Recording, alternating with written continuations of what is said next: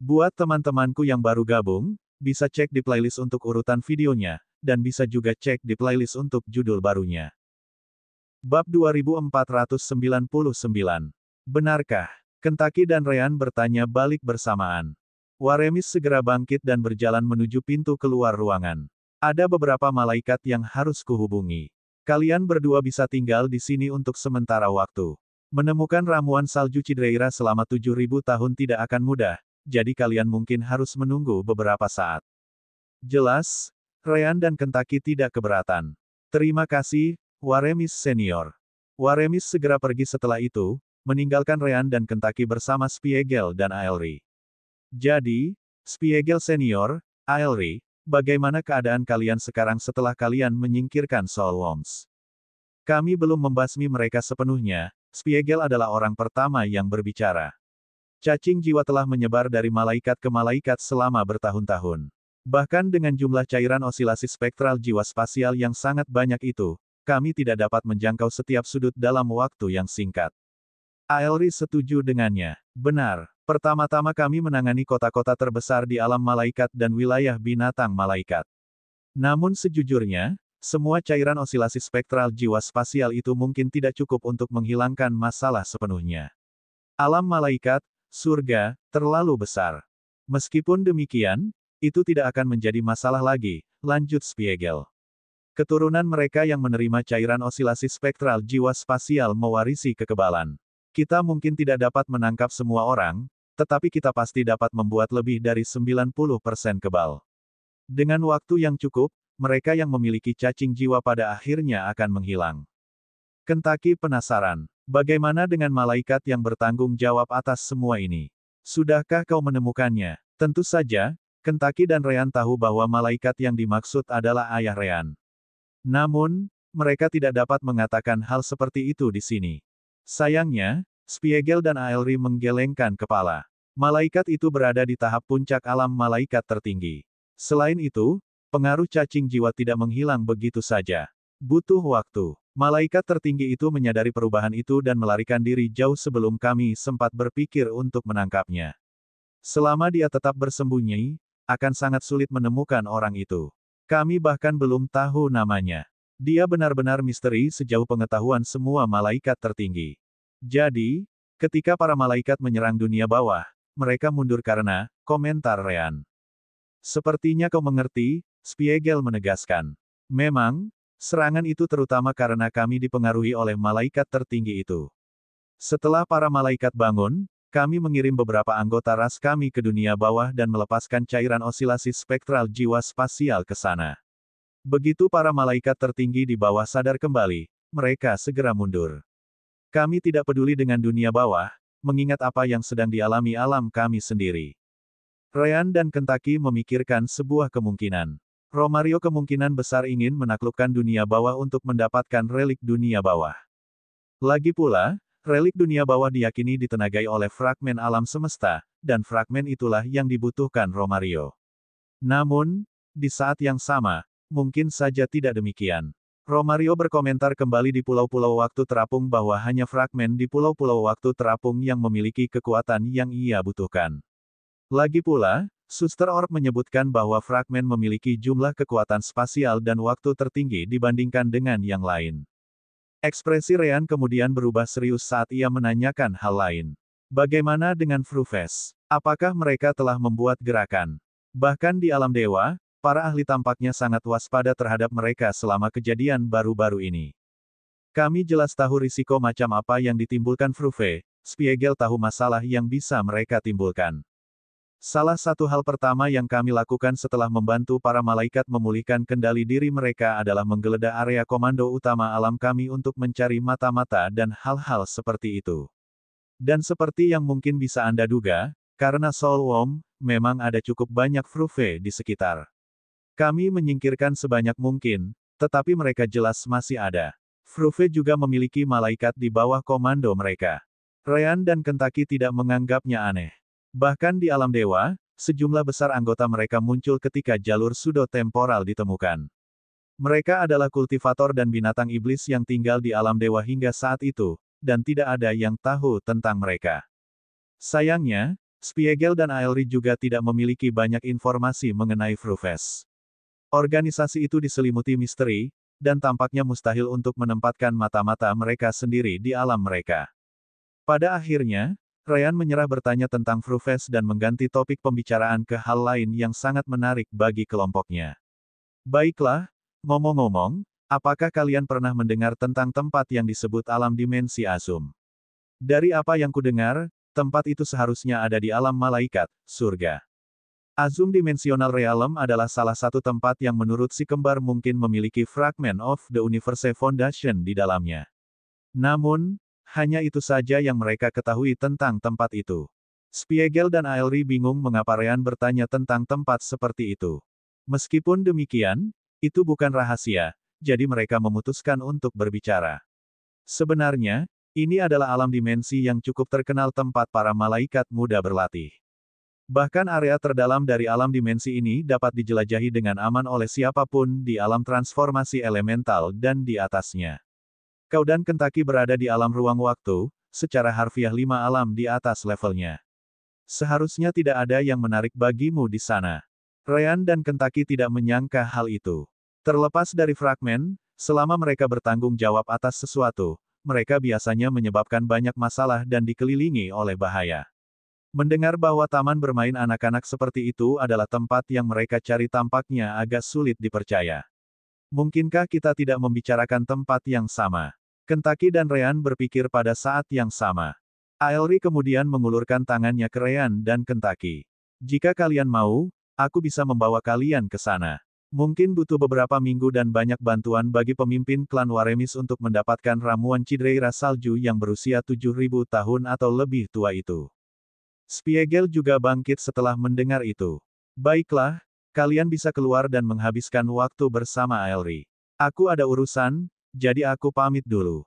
Oh, ngomong-ngomong, ubah penampilan kalian menjadi malaikat seperti terakhir kali. Itu akan mencegah terlalu banyak mata mengawasi punggung kalian. Ryan dan Kentucky tidak punya alasan untuk menolak. Baiklah. Bab 2500. Dengan menggunakan Sister Orb sebagai perantara, Ryan memberitahu Rowan tentang rencananya dengan Kentucky. Kami akan ke sana sekarang untuk melihat apakah ada sesuatu yang tidak biasa. Sejujurnya, alam dimensi Azum yang kami cari mungkin berbeda dari yang akan ditunjukkan Aelri kepada kami. Rowan, yang sedang mengerjakan resep pil bersama Futuksei dan Celis, tampaknya tidak peduli. Itu tidak akan membuat banyak perbedaan. Tanpa aku di sana, kau tidak dapat membuka alam dimensi. Itu berarti kita tidak dapat mengambil fragmen itu. Meskipun demikian, akan lebih baik untuk memeriksanya. Beritahu aku jika kau menemukan sesuatu. Ryan mengangguk dan membiarkan Rowan melakukan tugasnya. Tentu saja, dia juga mengambil kesempatan untuk menanyakan hal lain kepada Suster Orb. Suster Orb, dengan Rowan dan aku yang berjauhan, sebagian besar kemampuan sistem tidak dapat diakses saat ini. Meski begitu, apakah kau dapat merasakan kehadiran fragmen jika kita mendekatinya? Tidak, Sister Orb tidak menyembunyikannya. Koneksimu dengan Rowan dan Soul Gem Orb lah yang memungkinkan sistem beroperasi. Tanpa itu, tidak mungkin aku bisa memproyeksikan sensor sistem keluar. Jika kau memutuskan untuk menjelajahi alam itu, kau harus mengandalkan dirimu sendiri dan Kentucky. Ryan mendesah tetapi sudah menduganya, jadi dia juga memberitahu Kentucky, yang tampaknya tidak peduli. Yah, itu juga berarti kita tidak akan terlibat dalam hal yang terlalu berbahaya. Mari kita anggap ini sebagai liburan. Hahaha. Ryan dan Kentucky menggunakan teknik transformasi tubuh dari Ryan untuk menyamarkan diri mereka sebagai malaikat dan binatang malaikat. Keduanya memiliki afinitas cahaya, jadi itu sama sekali tidak sulit. Aku masih terkesan dengan betapa sempurnanya transformasimu setiap kali aku melihatnya.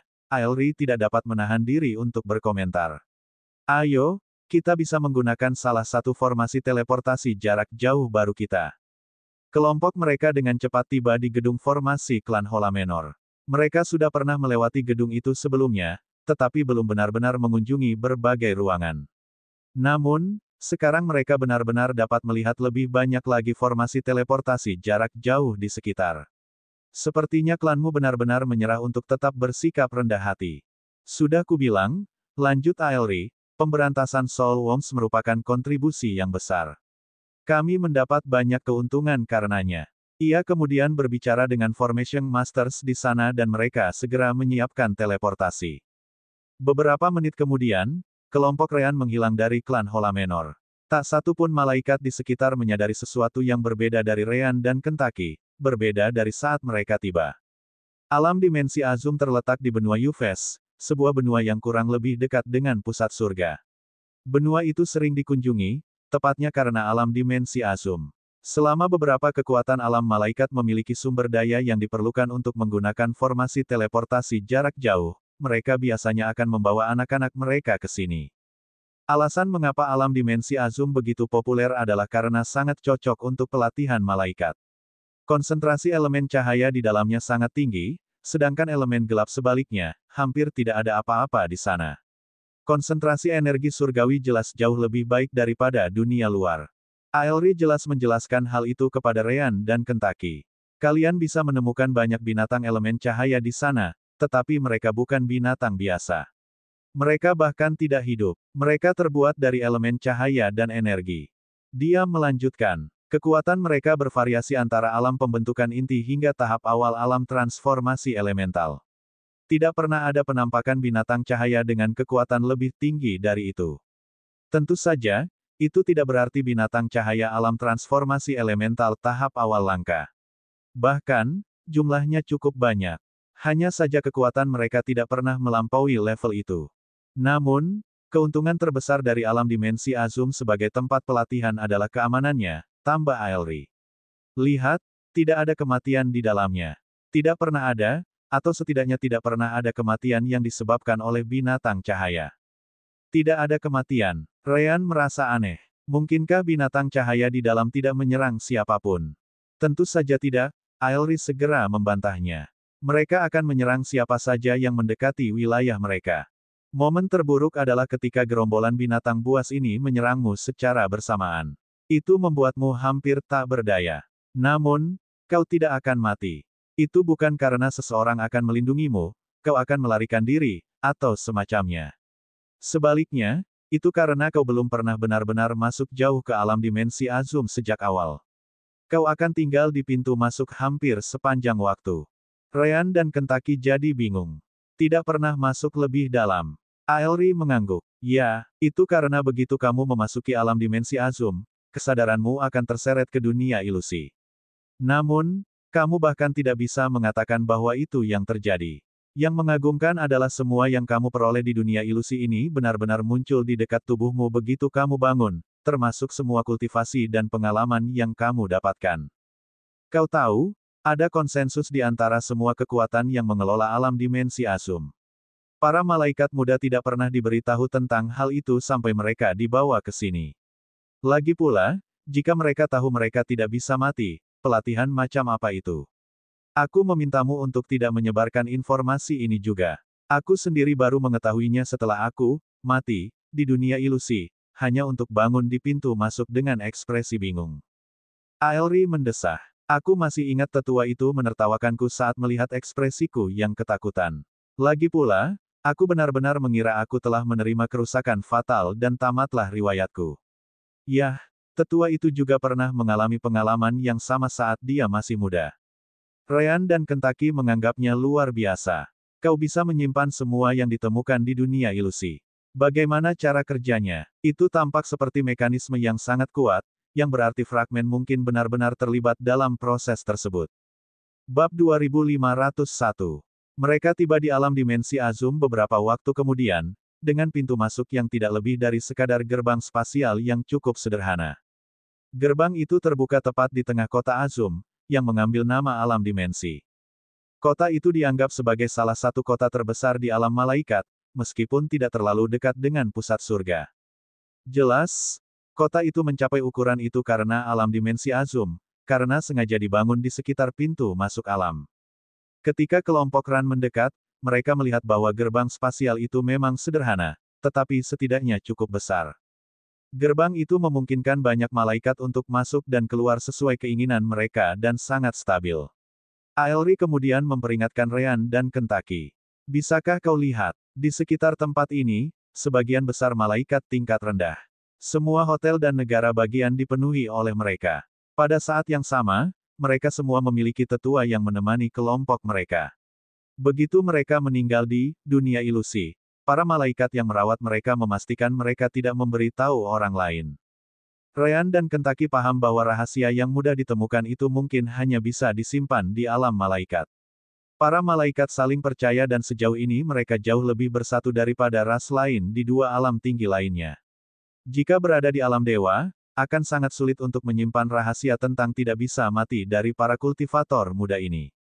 Ryan kemudian melihat sekelompok malaikat keluar dari gerbang spasial, beberapa dari mereka dengan ekspresi ketakutan.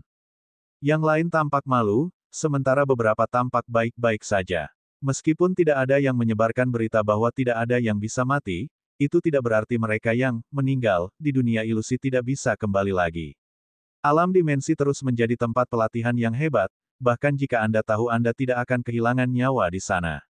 Hanya saja mereka yang menemukan rahasia ini tidak akan pernah disatukan dengan para malaikat muda yang tidak menemukannya. Kelompok Ryan kemudian mendekati gerbang spasial dan langsung dicegat oleh para penjaga. Maaf, teman-teman, tidak seorang pun di atas alam Void Tempering diizinkan masuk, kata seorang penjaga yang jelas-jelas berada di alam elemental space. Dia tidak dapat melihat kultivasi Ryan dan Kentucky karena perbedaan tersebut. Adapun Aelri, dia dapat melihatnya, tetapi dia masih di atas batas yang diizinkan. Aelri lalu mengeluarkan sebuah token dan memberikannya kepada penjaga. Kami di sini bukan untuk membuat masalah di alam dimensi asum. Namun, ada sesuatu yang perlu kami lakukan di dalam. Tolong izinkan kami masuk, teman. Melihat tanda itu, penjaga itu menatap Aelri dengan heran. Jadi, kalian anggota klan Holamenor, terima kasih atas pengabdianmu pada surga. Aku sudah menerima informasi bahwa aku tidak boleh menghentikanmu jika kau muncul, jadi silakan saja. Pastikan saja tidak ada masalah yang terjadi di dalam. Dia kemudian menambahkan dengan pesan indera surgawi. Dan pastikan rahasianya tidak sampai ke anak-anak muda yang tidak tahu apa-apa. Aelri mengangguk dan berjalan menuju gerbang ruang sementara Ryan dan Kentucky segera mengikutinya. Akhirnya, mereka memasukinya, menghilang di dalamnya. Penglihatan Ryan kabur sesaat sebelum kembali, yang menurutnya cukup aneh. Gerbang spasial biasanya tidak menyebabkan penglihatan kabur. Fitur itu adalah sesuatu yang terjadi selama teleportasi di dalam. Gerbang spasial menghubungkan dua titik berbeda melalui terowongan, jadi lebih seperti benar-benar bergerak melewatinya.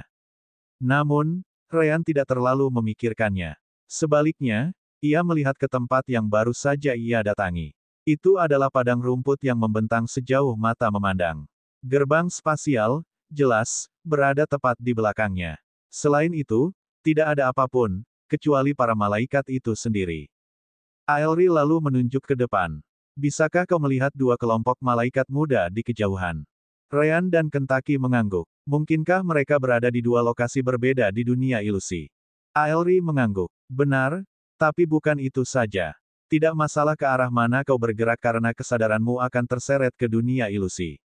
Selain itu, area tempat kau muncul di dalam dunia ilusi tidak jauh berbeda, terlepas dari arah mana yang kau pilih untuk bergerak dari sini.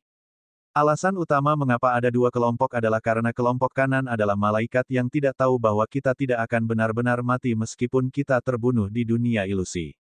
Sedangkan kelompok lain di sebelah kiri, mereka semua adalah malaikat yang telah terbunuh di dunia ilusi, jadi mereka sudah tahu bahwa mereka tidak akan mati, jelas Aelri. Ryan dan Kentucky menyukai metode tersebut. Metode tersebut mencegah kedua kelompok berinteraksi satu sama lain, sehingga kelompok yang tidak sadar dapat mengalami pengalaman, hidup dan mati, yang sebenarnya, meskipun itu sama sekali tidak nyata. Fakta bahwa mereka tidak tahu membuat metode tersebut sama efektifnya dengan pengalaman nyata. Ryan kemudian mengabaikan kedua kelompok tersebut.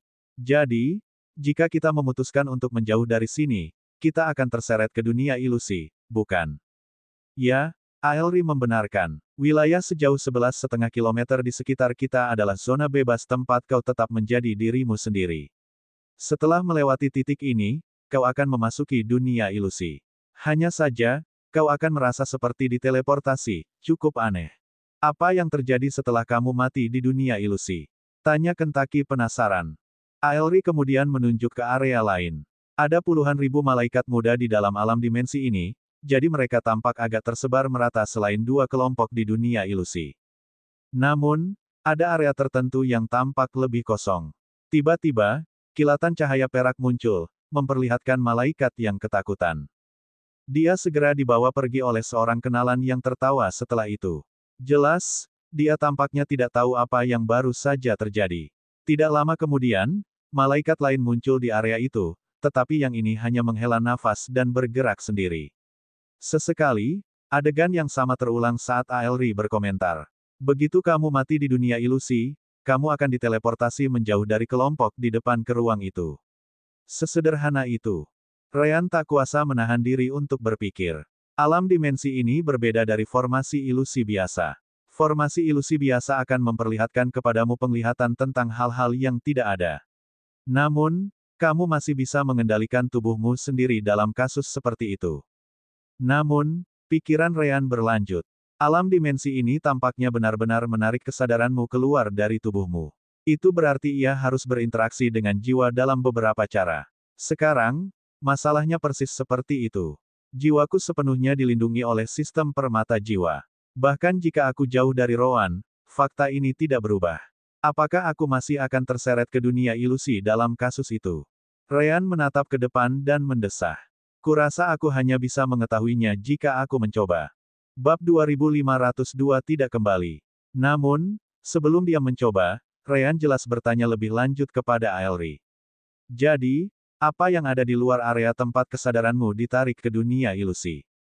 Mungkinkah mereka yang berada di luar alam transformasi elemental tidak terpengaruh oleh tarikan ini? Aelri menggelengkan kepalanya. Tidak, malaikat lain yang bahkan lebih kuat darimu mencoba untuk melampauinya. Namun, tidak ada yang berhasil. Selama mereka mencapai jarak 11 km, kesadaran mereka akan ditarik ke dunia ilusi.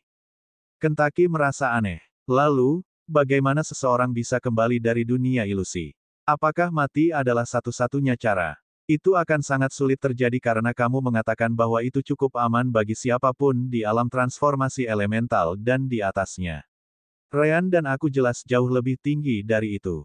Aelri mengangkat bahunya. Bukankah itu sama saja dengan bunuh diri? Sejauh yang aku tahu, satu-satunya cara untuk lolos dari dunia ilusi adalah dengan mati. Bahkan jika dunia ilusi tidak dapat membunuhmu, kau pasti cukup kuat untuk bunuh diri, kan? Ryan merenung sejenak. Bagaimana dengan boneka dan hal-hal seperti itu? Ada banyak metode untuk mengintai lebih jauh tanpa harus memasuki jarak 11 km dengan tubuh sendiri. Aku sendiri punya boneka yang bisa kukendalikan dengan indera surgawiku. Jika indera surgawi terhalang di luar jarak 11 km, aku bisa mengatur bonekaku untuk maju dan kembali sendiri sambil merekam semua yang mereka lihat. Aelri tersenyum. Begitukah? Kalau begitu, mengapa kamu tidak mencobanya? Ryan terkejut sesaat. Namun, melihat kepercayaan diri Aelri, dia mengerti bahwa idenya mungkin tidak akan berhasil. Ya, dia memutuskan untuk mencobanya. Dia mendekati jarak maksimal 11 km dan mengeluarkan boneka tipe burung dengan level yang cukup rendah. Dia menetapkan dua tujuan untuk boneka itu. Pertama, boneka itu harus mengikuti perintah indera surgawinya. Jika boneka itu kehilangan kontak dengan indera surgawinya, boneka itu harus terus menjelajahi jarak hingga 100 km dan merekam semuanya sebelum kembali. Boneka burung itu segera terbang dan melintasi jarak 11 km, sebelum indera surgawi Ryan langsung terputus. Ryan tidak terkejut dengan hal itu dan hanya membiarkan boneka itu terus terbang. Boneka itu tidak akan kembali sebelum mencapai jarak 100 km. Berdasarkan kekuatan boneka itu, Ryan yakin akan memakan waktu setidaknya 20 menit agar hal itu terjadi. Dia tidak terburu-buru, jadi dia terus mengamati. Namun, asteris berisik, asteris kilatan, asteris. Tiba-tiba, boneka burung itu diselimuti oleh cahaya putih yang terang. Cahaya itu menghilang setelahnya, hanya bertahan kurang dari sedetik. Namun, boneka burung Ryan sama sekali tidak terlihat. Dia bahkan tidak tahu apakah boneka itu hancur atau dipindahkan ke tempat lain karena indera surgawinya tidak dapat mencapai area tempat boneka itu menghilang. Ini. Aelri menepuk bahunya. Menurutmu, apakah para ahli yang datang sebelumnya tidak pernah mencoba hal-hal seperti itu? Boneka, tubuh yang dikendalikan, jiwa palsu, kabel, sebut saja. Selama ada hal lain yang tidak memiliki jiwa sejati yang melewati jarak 20 kilometer, ia akan langsung ditelan oleh cahaya putih yang baru saja kau lihat. Lihat sekeliling. Para malaikat yang dekat dengan kita hanya tertawa, tahu bahwa kau baru saja mempermalukan dirimu sendiri. Hahaha. Ryan menggaruk bagian belakang kepalanya sambil tersenyum pahit. Namun, jauh di dalam hatinya, dia terkejut. Ryan tidak tahu apakah boneka itu hancur atau tidak. Meskipun demikian, kedekatannya dengan elemen cahaya memungkinkannya merasakan tempat di mana boneka itu menghilang, atau, lebih spesifiknya, dia merasakan konsentrasi elemen cahaya yang sangat besar yang muncul di tempat itu sesaat.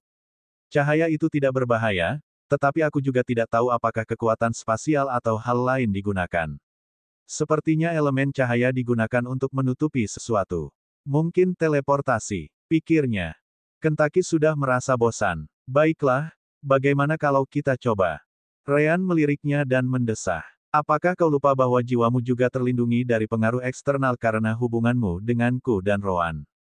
Ryan jelas menjelaskan semua yang dipikirkannya beberapa saat yang lalu. Oh, Kentucky harus mengakui bahwa itu mungkin. Yah, kita perlu mencobanya juga. Kentucky kemudian melangkah maju. Biar aku coba dulu karena pertahananku lebih baik. Kalau aku berhasil mencapai jarak yang diperlukan dan tidak terseret ke dunia ilusi, baru aku beritahu. Bantu aku kalau kau melihat sesuatu yang tidak biasa terjadi. Ryan mengangguk dan kembali berbicara seperti biasa. Baiklah, Kentucky akan pergi dulu. Aerie, apakah mungkin untuk muncul di tempat yang sama di dunia ilusi jika seseorang ingin melakukannya? Aerie segera membantahnya. Tidak, yang bisa kalian lakukan adalah muncul di wilayah yang sama tetapi tidak di lokasi yang sama. Namun, semua orang tahu betul dunia ilusi, dan aku tidak terkecuali. Kalian cukup menentukan tempat untuk bertemu setelah memasuki wilayah yang sama. Ini, ambil jade slip ini. Dia kemudian melemparkan peta jade slip ke Ryan dan Kentucky. Peta-peta itu sangat terperinci, menunjukkan bahwa penjelajahan selama bertahun-tahun tidaklah sia-sia. Selama mereka mengingatnya, kemungkinan besar mereka dapat dengan mudah menemukan satu sama lain di dalamnya. Ini sangat membantu. Kentucky dan Ryan kemudian menghabiskan waktu untuk menghafal wilayah yang akan mereka masuki sesuai dengan area yang mereka putuskan untuk dimasuki dalam jarak 11 km. Baiklah, sekarang aku pergi. Akhirnya, Kentucky melangkah melewati batas, memasuki area di mana seseorang harus diseret ke dunia ilusi.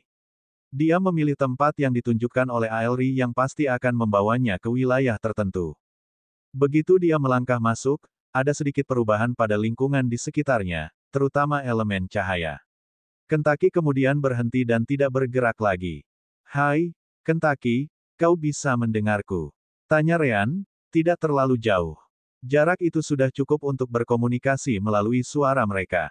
Namun, Kentucky hanya berdiri di sana seperti patung. Aerie hanya tersenyum setelah melihat itu. Kau boleh menyerah. Kecuali dia mati di dunia ilusi, dia tidak akan kembali. Bab 2503 Anak-anak bermain. Ryan menyipitkan matanya. Ia mengerti bahwa Kentucky sekarang berada di dalam dunia ilusi, jadi ia tidak dapat mendengar Ryan. Namun, hal yang mengganggunya adalah kenyataan bahwa ia dapat melihat Kentucky, tetapi ia tidak dapat merasakannya di dekatnya. Kita tidak boleh lupa bahwa Ryan, Rowan, Kentucky, dan Celis saling terhubung, dan itu memungkinkan mereka untuk merasakan lokasi masing-masing. Atau, paling tidak, mereka dapat mengetahui arah umum setiap orang. Ryan dapat merasakan Kentucky dengan sangat jelas beberapa saat yang lalu. Namun, sekarang, meskipun Kentucky berada tepat di depannya, tidak lebih dari beberapa ratus meter jauhnya, perasaannya terhadap Kentucky mengatakan kepadanya bahwa Minokawa sangat jauh. Apakah Kentucky yang kulihat palsu? Ryan tidak dapat menahan diri untuk tidak berpikir. Hubungan di antara mereka jelas melalui jiwa. Bagi Ryan untuk merasakan Kentucky begitu jauh berarti jiwa Kentucky juga jauh. Itu tentu saja tidak mungkin terjadi dengan perlindungan jiwa sistem. Meski begitu, Kentucky yang dilihatnya pasti sesuatu yang lain. Kentucky yang asli pasti telah dipindahkan ke tempat lain. Namun, Ryan memikirkan sebuah kemungkinan. Suster Orb, apakah mungkin untuk menyeret jiwa kita keluar dari tubuh kita tanpa campur tangan sistem untuk melindungi jiwa kita? Maksudku, jika tidak ada bahaya nyata yang mengancam jiwa, dapatkah sistem mengizinkan jiwa untuk dibawa pergi? Bagaimanapun, sistem hanya melindungi kita dari efek yang berbahaya. Atau, tentu saja, selama sistem menganggapnya berbahaya.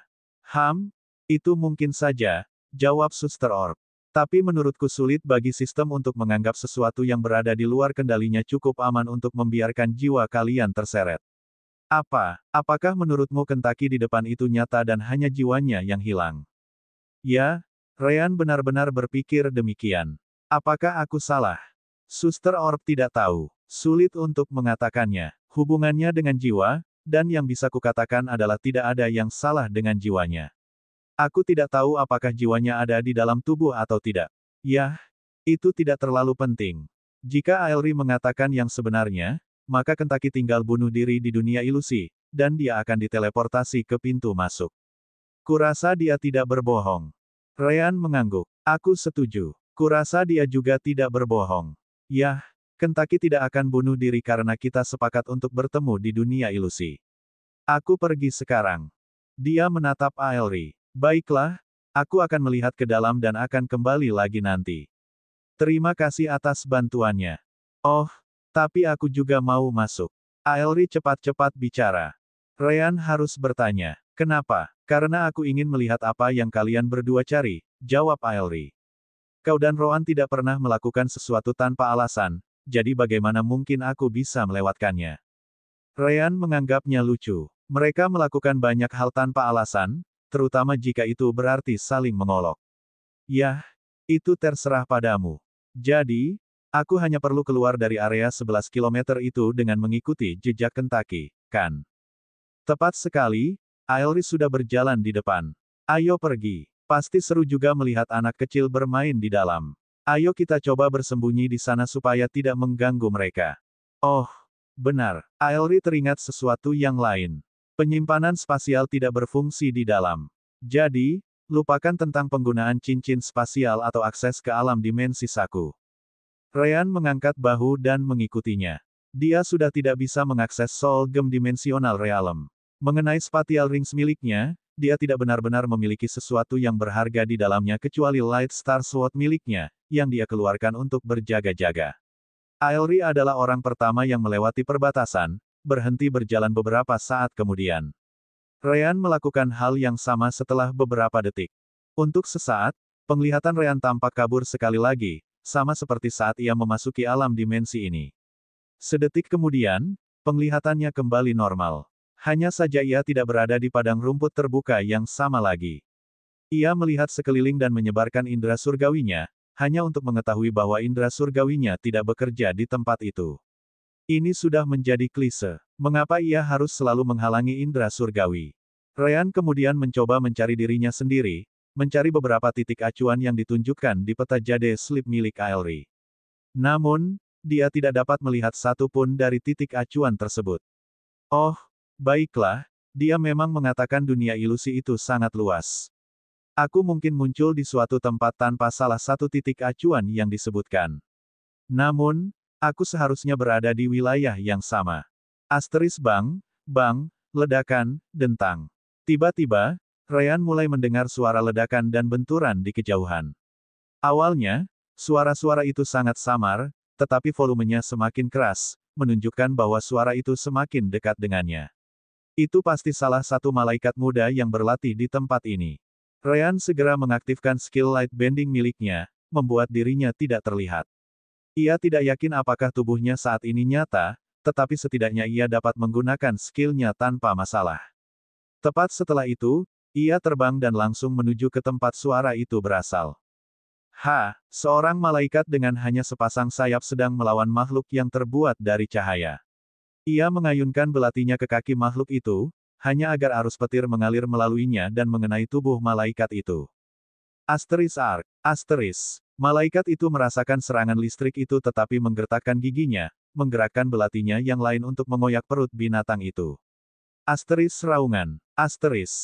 Makhluk itu dengan cepat melompat mundur sementara sesuatu yang tampak seperti darah putih menetes dari luka yang baru saja dideritanya.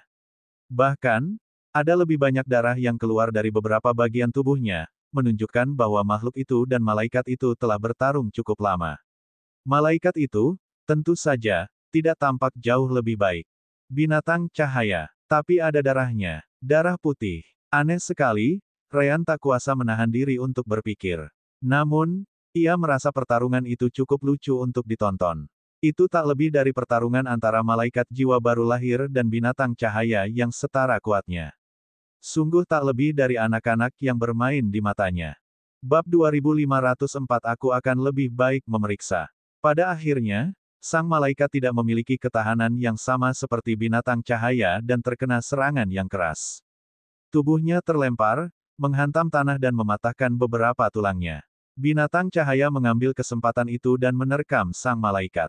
Sang malaikat melihat itu, dan ekspresi ketakutan muncul di wajahnya. Ia tidak memiliki kekuatan untuk melakukan apapun lagi. Ia hanya bisa menutup matanya dan menunggu kematiannya. Jelas, ia adalah salah satu malaikat muda yang datang ke tempat ini untuk pertama kalinya, jadi ia benar-benar mengira ia akan mati.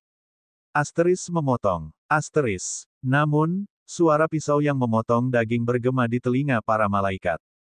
Asteris tabrakan, tabrakan. Asteris. Tepat setelah itu, dua suara lain menyusul saat dua benda jatuh di kedua sisi malaikat. Ketika malaikat membuka matanya, ia melihat binatang yang ia lawan mati, terbelah dua sementara dua bagian tubuhnya tergeletak di sisinya. Ini. Ryan turun dari langit sedetik kemudian, menertawakan malaikat itu. Hahaha, kau baik-baik saja, nak. Kau cukup beruntung aku ada di dekatmu. Ryan masih memiliki penampilan malaikatnya, meskipun ia mengubah sepasang sayap di punggungnya menjadi sepasang. Seperti yang disebutkan sebelumnya, semua malaikat di alam transisi dan di bawahnya memiliki sepasang sayap. Dari alam void tempering dan seterusnya, mereka mendapatkan sepasang sayap baru setelah setiap alam baru. Ryan hanya membuang 6 pasang sayapnya dan menyimpan satu sayap. Malaikat itu berjuang untuk bangun dan tampak sangat tertekan. Pertemuan dengan binatang buas itu benar-benar mendorongnya hingga batas kemampuannya. Senior, terima kasih telah menyelamatkan hidupku. Namun, para malaikat memang cukup bersatu, jadi dia tidak terkejut bahwa Ryan menyelamatkannya seperti yang dilakukan sebagian besar malaikat. Hanya saja dia tidak menyangka Ran akan muncul di sini. Ryan hanya melambaikan tangannya pelan. Tidak apa-apa, takdir mempertemukan kita. Jadi bagaimana mungkin aku membiarkan salah satu anggota ras malaikatku mati semudah itu? Sebenarnya, aku datang sedikit lebih awal dan menyaksikan pertarunganmu. Kau punya semangat yang cukup, nak. Kau tidak mencoba melarikan diri sampai akhir. Kau tahu, ada perbedaan antara menjadi pemberani dan bodoh. Jika kau merasa tidak punya peluang untuk menang, kabur saja. Hiduplah untuk bertarung di lain hari. Sang malaikat menggaruk bagian belakang kepalanya, sedikit malu. Bukannya aku tidak memikirkannya, hanya saja aku terlalu marah. Binatang cahaya ini membunuh 3 temanku, aku tidak bisa melupakannya. Ryan menepuk kepala lelaki itu dan mengangguk. Yah, sekarang sudah mati. Namun, dia tidak memberitahu bahwa teman-temannya masih hidup dan sehat. Bagaimanapun, itu akan merusak tujuan sebenarnya dari alam dimensi ini bagi malaikat muda itu. Jadi, siapa namamu? Saya Tabris, Tuan, jawab malaikat itu cepat. Bagaimana saya bisa menyapa senior? Ryan merenung sejenak dan kembali menggunakan nama acak. Panggil aku Jim. Jim, Tabris sedikit terkejut. Itu benar-benar nama yang sangat berbeda di alam malaikat. Paling tidak, dia belum pernah mendengar ini sebelumnya. Begitu, maaf, Jim senior. Aku perlu duduk untuk memulihkan diri sebentar. Oh, biar aku yang mengurusnya. Ryan menekan tangannya di bahu malaikat dan mengaktifkan skill pemulihan instannya. Dalam hitungan detik, Tabris sembuh 100%. Bahkan, tubuhnya dalam kondisi yang lebih baik daripada sebelum dia memulai pertempuran. Kekuatan seperti itu, Tabris belum pernah melihat skill penyembuhan seperti itu. Terima kasih sekali lagi, Senior Jim. Ryan mengangguk dan akhirnya masuk ke topik utama. Tabris, aku baru saja tiba, dan aku tidak tahu di mana aku sekarang. Bisakah kau memberitahuku di mana aku bisa menemukan pegunungan Rutus di dunia ilusi? Tabris menatap Ryan dengan ekspresi bingung. Pegunungan Rutus. Ia kemudian memikirkan peta yang dihafalnya sebelum memasuki dunia ilusi. Maaf, senior, tapi saya hanya memeriksa peta wilayah ini karena saya seharusnya berlatih di sini. Yang dapat saya katakan adalah bahwa wilayah ini tidak memiliki pegunungan bernama Rutus. Tidak, Ryan menyipitkan matanya. Namun, dia tidak benar-benar terkejut. Sejak dia tiba di dunia ilusi, dia menyadari bahwa Kentucky masih sangat jauh darinya. Kentucky lebih dekat daripada sebelum Ryan tiba di tempat ini, tetapi masih jauh. Apa nama wilayah ini? Hangan, Tuan, jawab Tabriz cepat. Ryan tidak memeriksa wilayah lain di peta Jade Sleep karena dia tidak seharusnya muncul di sana. Dia hanya memeriksa wilayah tempat dia seharusnya muncul dan wilayah yang mengarah ke kedalaman dunia ilusi. Namun, paling tidak, dia memeriksa nama-nama wilayah lain di sekitarnya, untuk berjaga-jaga. Hangan benar-benar berada di sisi yang berlawanan dari wilayah Laoin tempat Kentucky berada. Ryan kemudian melihat ke arah Laoin berada. Setidaknya aku bisa tahu bahwa Kentucky tidak bergerak. Kemungkinan besar, dia menungguku di titik pertemuan. Dia seharusnya bisa tahu bahwa aku juga jauh. Terserah. Memang jauh, tapi tidak ada yang tidak bisa kujangkau dalam beberapa detik dengan gerbang spasial, atau begitulah yang ingin kulakukan. Ryan jelas berpikir untuk menggunakan gerbang spasial untuk bergerak di tempat ini. Mencoba membuka salah satunya adalah hal pertama yang dilakukan Ryan bahkan sebelum membantu Tabriz. Namun, tidak peduli seberapa banyak kekuatan ruang dan waktu yang ia gunakan, ruang tetap kokoh seperti batu. Ia tidak dapat menggoresnya sama sekali, apalagi membuka gerbang spasial. Tabriz, apakah kamu tahu apakah memungkinkan untuk terbang dari sini ke wilayah Laoin? Tanya Ryan, bersiap untuk pergi. Saya tidak tahu di mana Laoin berada, Tuan, kata Tabriz jujur. Namun, saya tahu ada jurang yang membelah alam dimensi ini dari atas ke bawah. Melewati kedua sisi itu tampaknya mustahil, atau begitulah yang diperingatkan tetua saya kalau saya sampai di sana. Ryan menyipitkan matanya. Begitukah? Sebaiknya aku periksa sendiri saja. Bab 2505 apa itu? Setelah menentukan arah, Ryan segera terbang. Namun, senior, tunggu. Tabriz menarik perhatiannya saat dia pergi. Ryan menoleh padanya beberapa meter dari tanah. Ada apa? Ia kemudian memikirkan sesuatu. Aku menyelamatkanmu, nak. Namun, itu tidak berarti aku akan menjadi walimu. Itu akan menghancurkan tujuan latihan di tempat ini. Tabriz segera menggelengkan kepalanya. Bukan itu maksudnya. Aku memang ingin kau membawaku bersamamu, tetapi itu karena aku ingin kau memeriksa sesuatu bersamaku. Memeriksa sesuatu. Ryan bingung. Seharusnya tidak ada yang belum diberitahukan oleh para tetua di sini. Wilayah awal alam dimensi ini sudah terpetakan dengan baik. Tabriz tahu itu. Memang. Namun, aku tidak bisa mengenali benda itu. Itulah sebabnya aku dikejar oleh binatang cahaya ini dan teman-temanku tewas. Kami menemukan sesuatu yang tidak masuk akal. Namun, banyak binatang cahaya tampaknya melindunginya. Apa senior keberatan pergi dan memeriksanya bersamaku? Aku tidak berdaya untuk mendekati tempat itu sendirian. Teman-temanku tewas, jadi setidaknya aku ingin bisa mengetahui alasannya. Ryan merenung sejenak dan akhirnya mengangguk. Yah, kekuatan Kentucky sudah cukup baginya untuk melindas segalanya di tempat ini, jadi dia tidak benar-benar membutuhkan bantuanku. Akhirnya, dia menatap Tabriz. Baiklah, coba kulihat apa yang sedang kau bicarakan. Sementara itu, di sisi lain dunia ilusi, Kentucky berdiri tegak di atas pohon besar sambil mengamati sekelilingnya. Dia tidak sendirian, karena seorang gadis duduk di sisinya. Stabilitas ruang di tempat ini benar-benar mengesankan. Aku sama sekali tidak bisa membuka gerbang ruang. Ada tempat-tempat di alam dewa yang tidak bisa membuka gerbang ruang, tetapi aku belum pernah melihat ruang yang begitu kokoh sebelumnya, kata Kentucky. Gadis itu, jelas, tak lain adalah Aelri. Yah, kalau dipikir-pikir, kau masih belum melihatnya. Ini hanyalah dunia ilusi. Kalau kita ingin kembali, kita tinggal bunuh diri saja. Ngomong-ngomong, kenapa Ryan belum datang juga? Kalau dia muncul di wilayah ini, seharusnya dia sudah menemukan tempat ini. Kentucky menggunakan koneksinya dengan Ryan untuk memeriksa lokasinya. Tanpa gerbang spasial, dia pasti tidak akan tiba dalam waktu dekat. Dia benar-benar jauh saat ini. Kau bisa melihatnya? Tanya Aelri dengan ekspresi terkejut. Kentucky hanya mengangguk. Kita punya cara sendiri. Lagi pula, dia sepertinya tidak bergerak ke arah kita, tapi ke tempat lain. Baiklah, karena dia tidak mau datang, kurasa aku akan menemuinya saja. Lagi pula aku bisa terbang lebih cepat darinya. Tunggu. Aelri menghentikan Kentucky. Seberapa jauh dia? Kentucky merenung sejenak setelah merasakan hubungannya dengan Ryan. Mengingat besarnya wilayah laut ini, dia cukup jauh bagi kita untuk melintasi wilayah ini setidaknya 100 kali. Aelri mendesah menanggapi. Kalau begitu, tidak ada alasan untuk pergi. Dia berada di luar dimensional chasm, jadi kita tidak bisa menyeberang untuk menemuinya.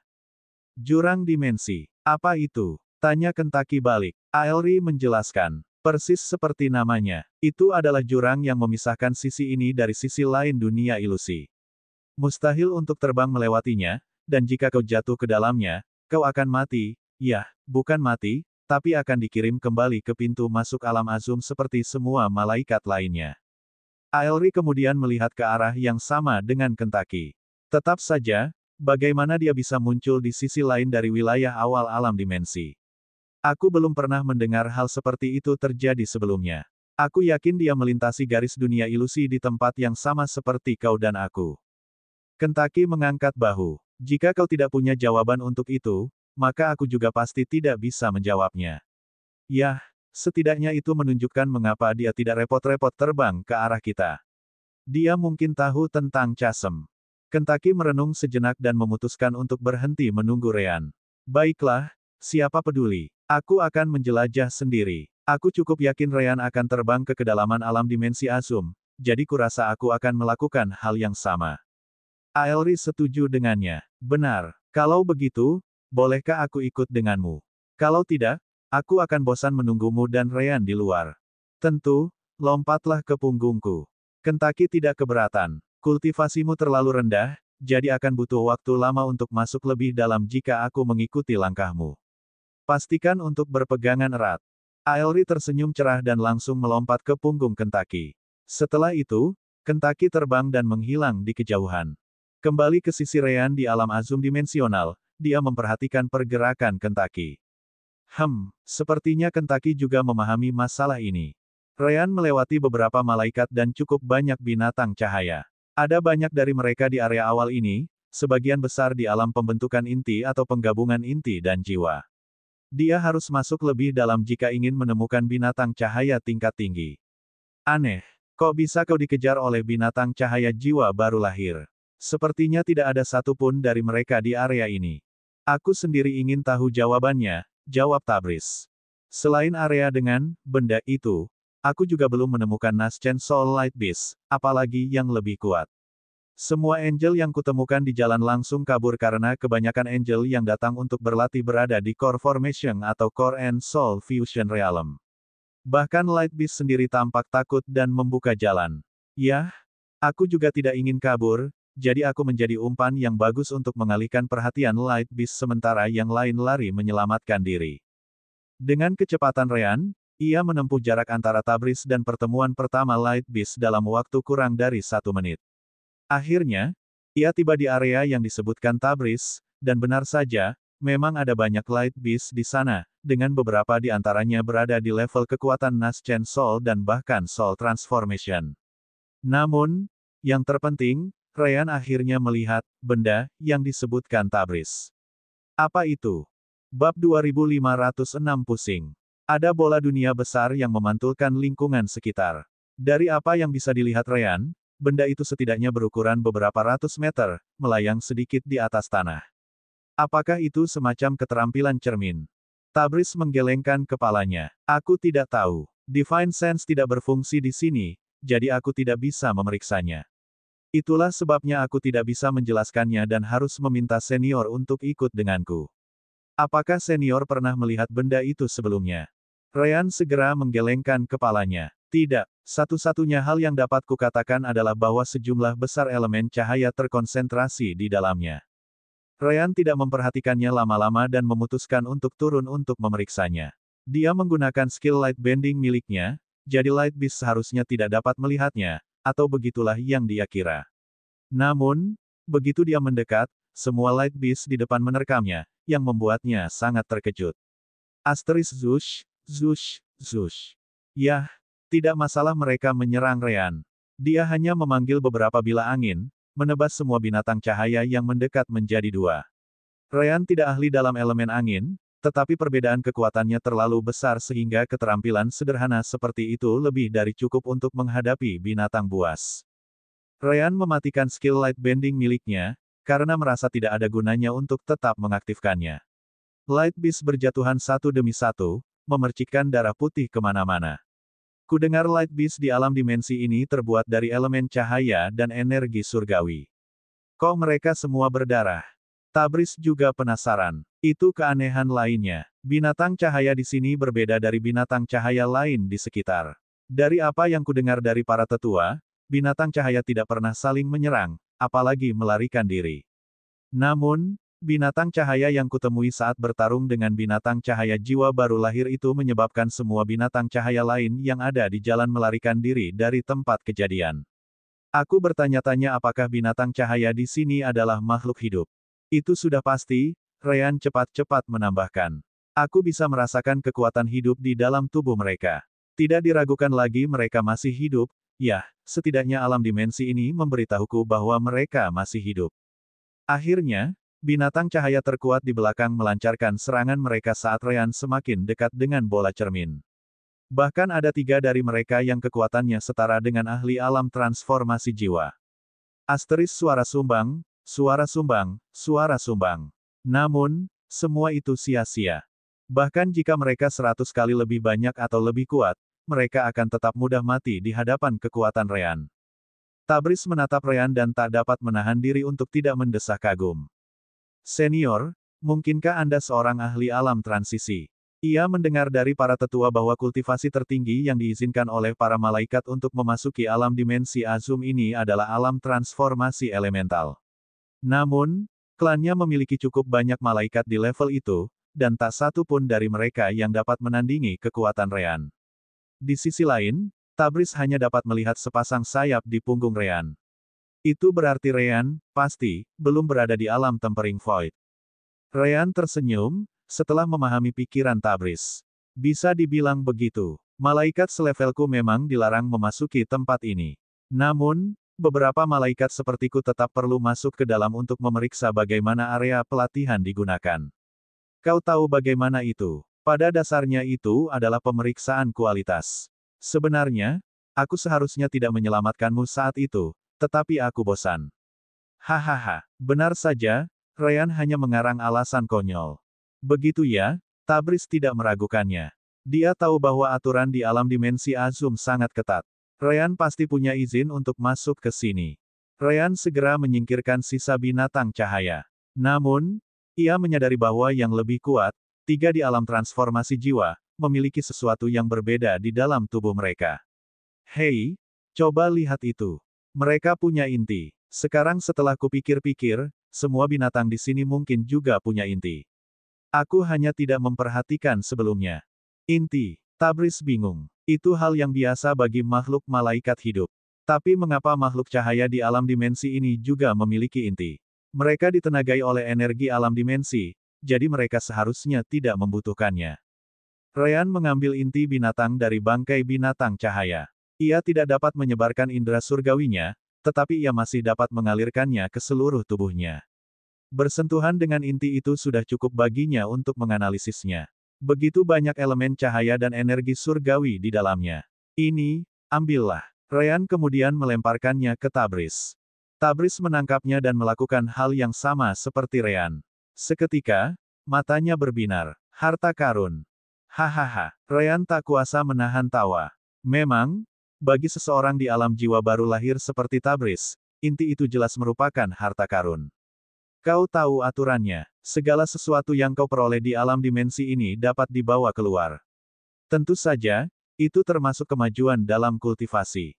Ryan kemudian berhenti menggunakan energi surgawinya untuk menahan Tabriz, membiarkannya mendarat di tanah. Mungkin takdir yang mempertemukan kita. Jangan lewatkan kesempatan ini. Pergilah dan dapatkan inti binatang cahaya ini. Itu akan sangat membantu kultivasimu. Benarkah? Tabriz bersemangat. Tetapi, bagaimana dengan senior? Ryan menggelengkan kepalanya sambil tersenyum. Aku tidak membutuhkannya. Itu bagus, tetapi tidak akan mengubah apapun dalam kultivasiku. Ngomong-ngomong, apakah ada hal lain yang ingin kau katakan padaku? Karena jika ini sudah semuanya, maka kau harus pergi setelah mengambil core. Aku ingin sendirian sambil memeriksa mirror globe raksasa ini. Tabris tidak ingin menyia-nyiakan keberuntungannya dan segera menggelengkan kepalanya. Jika ada, dia hanya ingin mengumpulkan semua inti dan mencari tempat untuk bersembunyi dan berkultivasi selama beberapa bulan atau bahkan tahun ke depan. Mengenai mirror globe, bukan haknya untuk mengklaimnya dari Ryan. Tidak, senior. Ini saja. Tabris bekerja cepat, membuka bangkai binatang cahaya, dan mengekstrak inti mereka. Dengan mereka semua mati, ia hanya butuh beberapa menit untuk menyelesaikan pekerjaannya.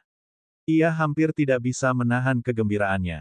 Baiklah, senior, saya pamit dulu.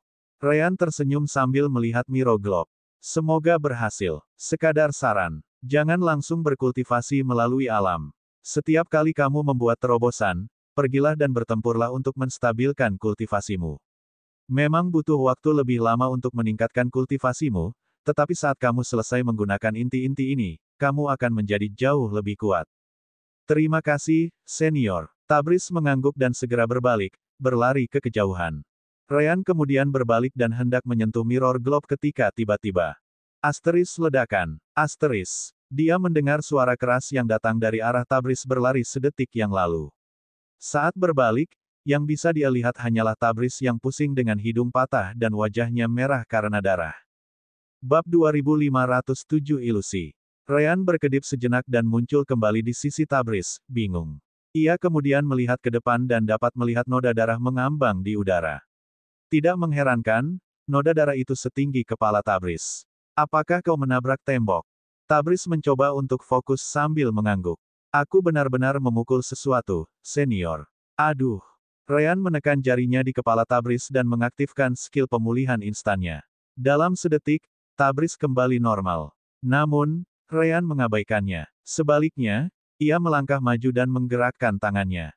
Baru saat itulah ia bisa merasakan semacam penghalang tak terlihat yang mencegah tangannya bergerak maju. Sepertinya kau mengenai benda ini. Tabris tidak suka melihat darahnya di sana, jadi dia menggunakan energi surgawinya untuk membersihkannya sebelum menyentuh penghalang itu juga.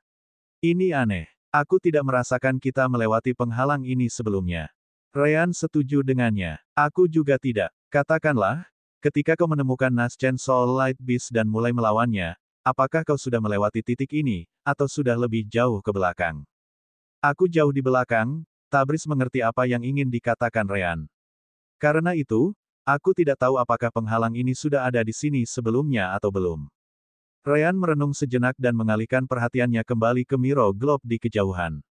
Tepat setelah itu, ia mengalihkan perhatiannya kembali ke penghalang. Mari kita lihat seberapa kuat benda ini. Ryan menekan tangannya ke penghalang dan diam-diam mengalirkan energi langitnya ke dalam tubuhnya. Pada saat yang sama, ia menggunakan kekuatan sebanyak yang dapat dikumpulkan tubuh cahaya bintangnya. Tanpa menahan diri, area itu mulai bergetar, dan penghalang itu mulai bergerak mundur. Sepertinya penghalang itu tidak cukup kuat untuk melawan kekuatanku. Apakah penghalang itu membungkuk untuk mencoba mengimbanginya? Senior. Tabris kemudian menarik perhatian Ryan sambil menunjuk ke punggung Ryan. Ryan berbalik dan menyadari bahwa bola cermin itu berhenti bergerak.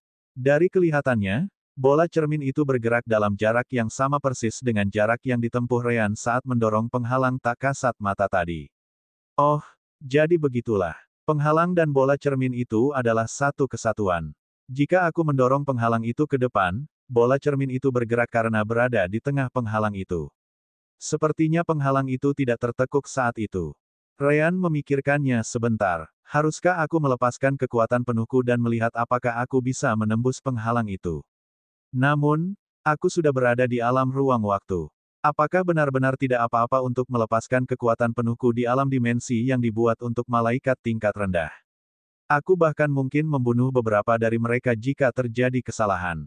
Namun kemudian dia teringat, oh, benar, tidak seorang pun bisa benar-benar mati di sini. Mereka hanya akan dikirim kembali ke pintu masuk alam dimensi Asum. Namun, Ryan tidak langsung memasang penghalang itu. Ia memutuskan untuk memeriksa mirror globe terlebih dahulu. Namun, saat ia berpikir untuk melakukannya, bola cermin itu bersinar dengan cahaya putih. Permukaannya kemudian tampak berubah menjadi semacam cairan reflektif tempat beberapa binatang cahaya muncul ke permukaan. Dalam hitungan detik, beberapa puluh binatang cahaya mendarat di tanah di antara Ryan dan bola cermin. Jadi, apakah globe ini melahirkan Light Beast baru? Ryan bertanya-tanya. Tidak, mungkin mereka hanya diteleportasi dari tempat lain. Ah, terserahlah. Ryan sekali lagi memanggil beberapa pedang angin, mengirimkannya melawan binatang cahaya yang baru saja muncul. Asteris Swiss, Swiss, Swiss. Asteris tabrakan, dentang, ledakan. Asteris. Namun, hasilnya berbeda dari sebelumnya. Beberapa Light Beast memang mati, tetapi tubuh mereka tidak mudah terpotong menjadi dua seperti sebelumnya. Tidak hanya itu, beberapa Light Beast dari belakang mampu bertahan melawan Windblade milik Ryan, meskipun mereka menerima beberapa luka parah yang membuat mereka tidak mungkin untuk terus bertarung. Yang ini jauh lebih kuat dari binatang buas sebelumnya. Pedang anginku seharusnya dapat membunuh apapun di bawah alam suci dengan mudah. Namun, 7 dari binatang buas ini selamat. Itu menunjukkan bahwa mereka memiliki kekuatan yang kurang lebih setara dengan binatang malaikat alam suci tahap awal. Alam Sein tahap awal. Jantung Tabris berdebar kencang setelah mendengar itu. Kekuatan seperti itu cukup untuk membunuhnya 10 kali lipat. Ryan memanggil beberapa Windblade lagi dan segera menyelesaikan pekerjaannya sebelum memberi tahu Tabris. Wah, bukankah kau beruntung? Inti binatang cahaya di dalamnya seharusnya memiliki lebih banyak elemen cahaya dan energi surgawi. Kau harus segera mengumpulkannya. Ketakutan Tabris langsung sirna. Bagaimana mungkin dia masih merasa takut setelah mendengar itu? Terima kasih, senior. Ryan mengangguk dan berjalan ke Mirror Globe. Berhenti di depannya, Ryan menekan tangannya ke depan, menyentuh permukaannya. Namun, benda itu tidak lagi seperti cairan. Benda itu sekarang padat, tampak sangat kuat. Aneh sekali, pertama-tama, apakah ini benar-benar hanya dunia ilusi? Aku pasti sudah merasakan beberapa perbedaan sekarang, tetapi semuanya tampak 100% nyata bagiku. Suster Orb, bagaimana menurutmu? Sejauh yang aku tahu, kau tampak sangat hidup bagiku. Namun, sekali lagi, kau dan Rowan terlalu jauh satu sama lain. Indra perasaku terhadap dunia luar hampir tidak berfungsi sama sekali. Satu-satunya hal yang dapat kupastikan adalah bahwa jiwamu baik-baik saja. Tidak ada hal buruk yang terjadi padanya. Saya harap saya bisa menggunakan Soul Gem Dimensional Realm sekarang. Jika Ryan bisa, dia akan mengirimkan Mirror Globe ini ke Soul Gem Dimensional Realm dan memeriksanya di sana. Yah, tidak ada jaminan saya bisa melakukan itu juga, pikirnya. Ryan kemudian menggunakan energi surgawinya dan meraih Tabris, yang baru saja selesai mengumpulkan inti-inti tersebut. Ia memasang penghalang energi surgawi untuk melindungi malaikat muda itu dan mengangkat pedang bintang kegelapannya. Pedangku ikut bersamaku, jadi aku lebih cenderung berpikir bahwa aku bukanlah ilusi melainkan kenyataan. Untuk saat ini, aku akan menghadapi tempat ini seperti ini. Akhirnya, dia menusukkan pedangnya ke depan, tanpa menahan sedikit pun. Gaya kematian, bentuk pertama, Stellar Piercer. Bab 2508 Monolit. Pedang bintang hitam Ryan menghantam bola cermin dengan kekuatan penuh. Semua yang bisa digunakan Ryan telah digunakannya sekarang. Aura pedang, energi langit, kekuatan spasial, Del. Asteris retak, asteris. Begitu pedang itu mengenai, beberapa retakan muncul di permukaan Mirror Globe. Setelah itu, Black Star milik Ryan menerobosnya, memperlihatkan bagian dalamnya. Seketika, cairan putih dan memantulkan cahaya mulai mengalir keluar. Retakan itu meluas melalui Mirror Globe, meledak di detik berikutnya. Asteris ledakan, asteris. Pecahan-pecahan bola cermin melesat ke segala arah. Saat beterbangan, tiba-tiba berubah dari padat menjadi cair, menghujani area tempat Ryan dan Tabris terkunci. Ryan hanya menggunakan energi surgawinya untuk menciptakan perlindungan energi di sekitar tubuhnya dan Tabris, tidak membiarkan pecahan bola cermin dan cairan mengenainya. Cairan di dalam Mirror Globe kemudian menyebar kemana-mana, memperlihatkan puluhan ribu inti kecil yang mengalir bersama cairan putih yang memantulkan cahaya. Ryan menangkap salah satu inti itu dengan energi surgawinya dan menyentuhnya dengan tangannya, mengirimkan indera surgawinya ke dalam. Begitu ya, ini adalah inti dari binatang cahaya. Adapun cairannya, itu adalah darah mereka. Globe ini tampaknya dapat menggunakan cairan dan inti itu untuk melahirkan binatang-binatang itu. Tabris tidak dapat menahan diri untuk bertanya.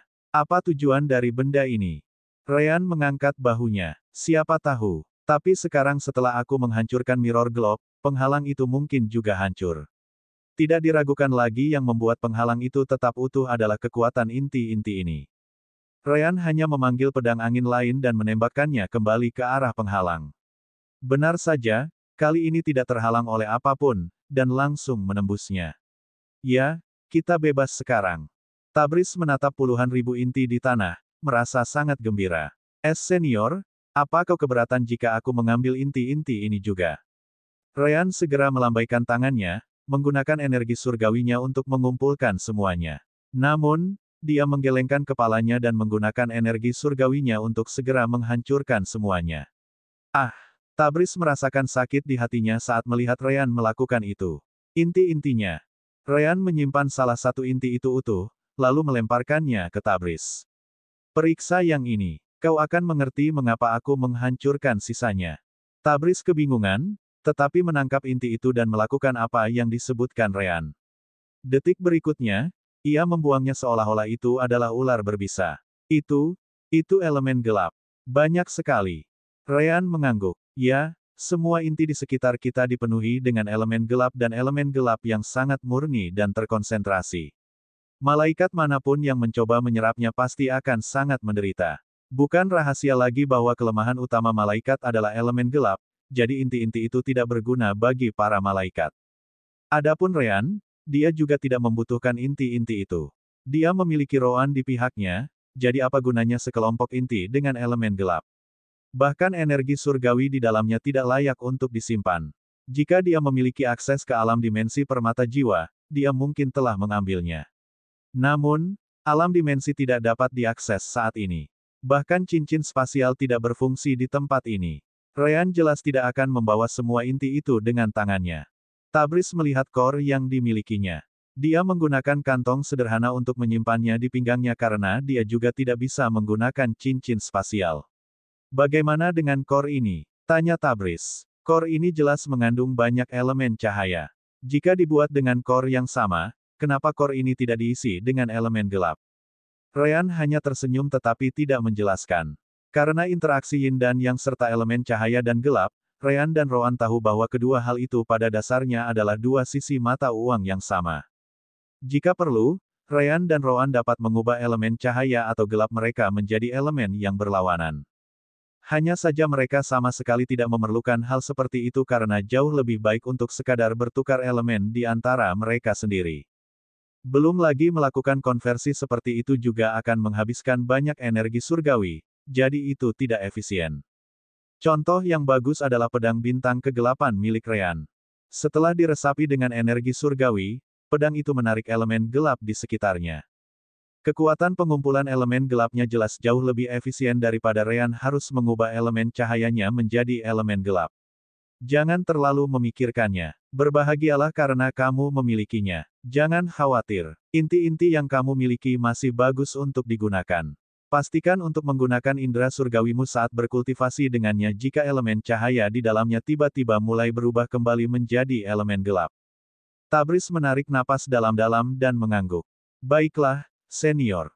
Ryan kemudian melihat ke area tempat ia menghancurkan Mirror Globe dan menyadari sesuatu yang berbeda di sana. Ia mendekat dan kemudian menggunakan energi surgawinya untuk mengambil sebuah benda dari tanah. Apakah ini miniatur monolit atau semacamnya? Monolit itu tidak terlalu besar, hanya beberapa sentimeter, tetapi sepenuhnya memantulkan cahaya, seperti Mirror Globe sebelumnya. Ryan mencoba mengirimkan indera surgawinya ke dalam untuk memeriksa, tetapi indera surgawinya tidak dapat menembusnya. Hal yang sama terjadi ketika ia mencoba menggunakan kekuatan jiwa sebagai gantinya. Menarik, aku akan menyimpannya untuk sementara waktu. Melihat tidak ada apa-apa lagi di sekitarnya, Ryan terbang bersama Tabriz menjauh dari area tersebut, berhenti beberapa ratus kilometer jauhnya.